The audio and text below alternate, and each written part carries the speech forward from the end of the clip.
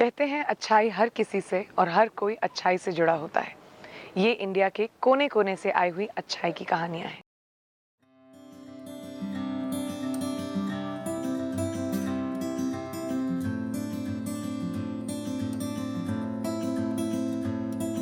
दिल्ली की बस्ती में छोटे से कमरे का घर, पैसे की कमी और शारीरिक तकलीफ। आप सोचेंगे कि ऐसे हालातों से जूझते हुए लोगों को हमें मदद देनी चाहिए, लेकिन यहाँ कहानी कुछ और ही है। मैं लोगों के घर जाकर उनकी बची हुई दवाइयाँ इकट्ठी करता हूँ।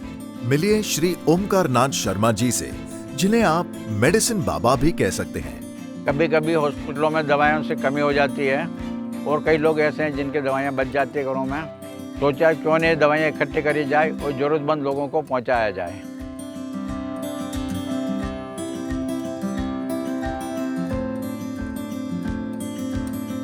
तो मैं अपने आप को सामाजिक कार्यकर्ता नहीं मानता, मैं सिर्फ मानता हूँ अपने आप को एक बेघर।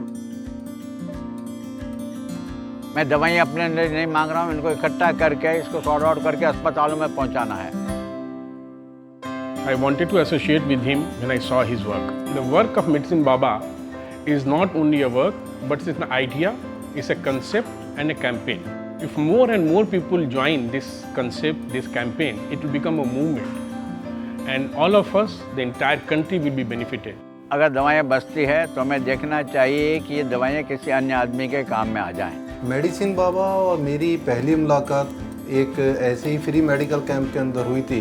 हम लोग जो फ्री मेडिकल कैंप लगाते हैं स्लम एरिया में, उन सब जगह की लगभग 10% दवाइयाँ मेडिसिन बाबा चारों तरफ से इकट्ठी करके हमें ला के देते हैं। मेडिसिन बाबा एक व्यक्ति नहीं, एक सोच है।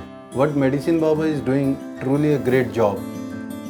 अभी तो मैं कुछ ही क्लिनिक को दवाइयाँ बांट रहा हूँ। अगर गवर्नमेंट की मदद मिले तो भविष्य में मैं इससे भी बड़े स्तर पे इससे काम करूँगा। मेरी कोशिश से अगर किसी को थोड़ी भी मदद मिलती है तो ये मेरे लिए बहुत सौभाग्य की बात है।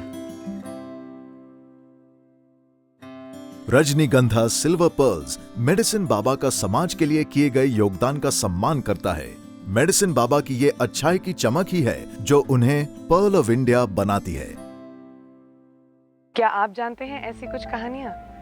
जानते हो तो हमें बताइए और दुनिया में अच्छाई बढ़ाइए। दिल बड़ा